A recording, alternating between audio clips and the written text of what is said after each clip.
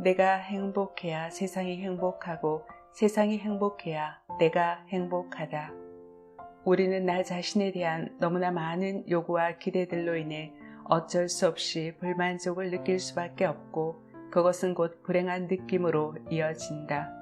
예를 들어 돈이 좀 더 많으면 행복할 것 같지만 좀 더 많아지면 다시 그보다 더 많아지기를 바라게 되는 것이 돈이다. 멋진 파트너를 만나면 행복하게 살 것 같지만 또 다른 문제들 속에 그 행복이 멀어질 수 있다. 이처럼 내가 원하는 어떤 조건이 채워지면 행복할 것 같다.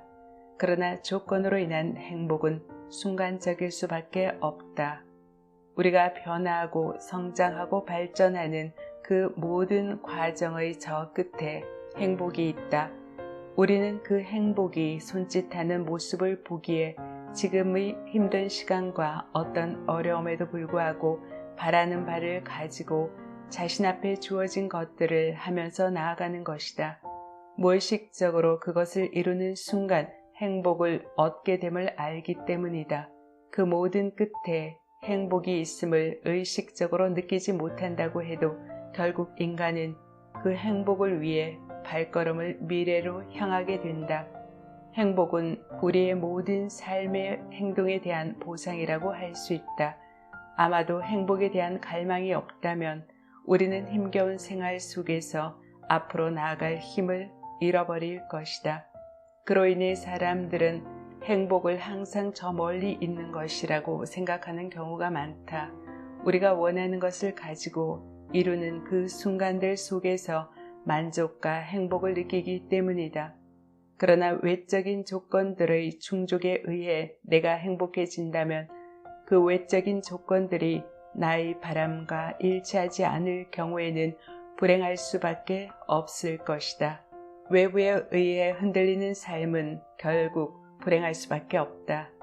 돈을 벌어먹고 살기 위해 가족들을 부양하기 위해 직장 생활을 한다면 그 직장 생활은 나의 생명줄을 담보로 나의 자유를 빼앗게 될 것이다.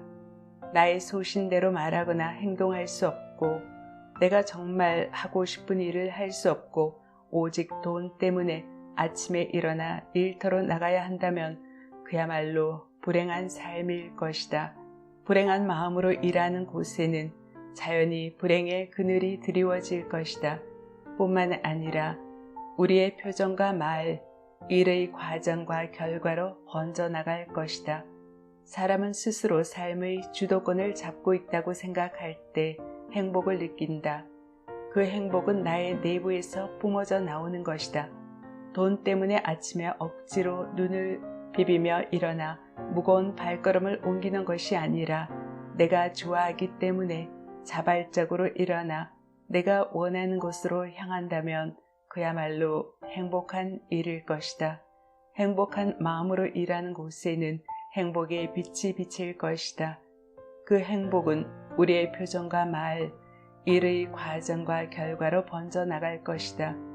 그동안 온통 마음을 쏟고 있던 책을 다 쓰고 끝점을 찍고 프롤로그와 에필로그를 끝내고 이제 나의 선에서는 완성됐다고 생각하는 순간마다 나의 가슴에 만족감과 더불어 행복감이 스며든다.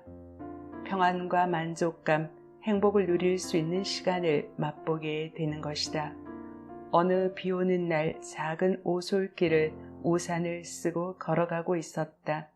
비에 젖어 있는 길가의 들풀들이 눈에 들어왔다. 들풀들은 너무나 아름다웠고 그것을 바라보는 나의 마음은 행복으로 가득했다. 그곳은 습관처럼 반복해서 수없이 다닌 길이지만 언제나 그 자리에서 그렇게 피고 지는 작은 들풀들이 나를 기쁘게 해줄 수 있다는 사실은 처음 알았다. 행복은 누군가에 의해 오는 것이 아니라 결국 나 자신으로부터 비롯된다. 그리고 행복은 나의 주변에 전달된다. 나와 세상은 서로 다른 개체가 아니라 하나이다. 내가 행복하면 나의 주변이 행복하고 세상이 행복해진다. 세상이 행복하면 나 역시 그 세상에서 행복을 누리면서 살 가능성이 훨씬 많아진다. 한 번은 동네를 지나가다가 허리가 기역자로 꼬부라진 채 리어카에 종이와 박스를 싣고 가는 할머니를 보았다. 그런데 리어카에서 자꾸 박스 뭉치가 떨어지는 것이었다. 이쪽에서 박스를 올리면 저쪽으로 떨어지고 저쪽에서 올리면 이쪽으로 떨어지는 바람에 할머니는 어쩔 줄 몰라 했다. 나는 얼른 가서 할머니를 도와주었다. 할머니보다 키가 크고 허리가 굽지 않았기 때문에 그리 어렵지 않게 박스를 들어 올릴 수 있었다. 하지만 내가 실은 박스 역시 저편으로 떨어졌다. 결국 우리는 함께 끈으로 묶어 해결했고 박스는 위태롭게 남아 자리를 잡았다. 할머니는 리어카를 다시 끌기 시작하면서 나에게 고맙다고 하셨고 나는 미소로 응답했다. 뒤돌아서서 몇 걸음 걸어가는데 그 할머니가 나의 어머니 같은 생각이 들었다.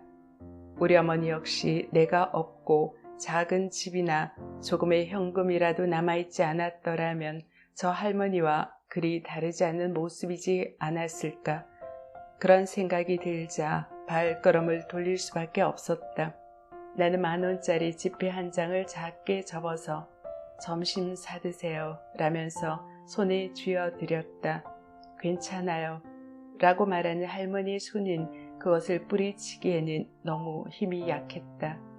할머니 한 손에 돈을 쥐어드리고 두 손을 꼭 잡은 다음 다시 나의 길을 갔다. 나는 돌아서는 순간 행복을 느꼈다. 내가 누군가에게 작은 것을 베풀 수 있는 마음이 있었다는 것과 베풀 수 있는 현실이 나를 기쁘게 했다. 그리고 그 할머니도 한순간이나마 행복했으리라는 생각에 행복했다. 또 손에 돈이 쥐어져서 행복하다는 것이 아니라 누군가 자신을 보고 있고 알고 있고 위해준다는 그 생각으로 인해 혹시 그 할머니가 더 힘을 얻고 조금이나마 행복감을 느끼지 않았을까 생각해 본다. 소외감은 불행을 낳고 유대감은 행복을 가져오기 때문이다.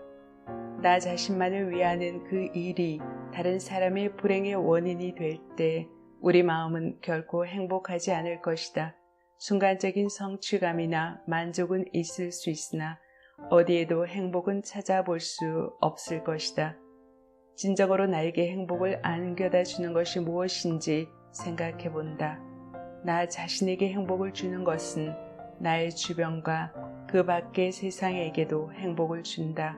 그것은 또한 당신에게도 행복을 준다. 당신이 행복한 세상에 몸을 담고 살고 있기 때문이다. 나 자신에게 행복을 주는 일을 많이 하면 할수록 세상이 행복해지고 세상이 행복해지는 일을 많이 하면 할수록 내가 행복해질 것이다. 나를 위한 자성 예언의 시간. 나는 이 세상에서 가장 행복한 사람이다. 내가 행복할 때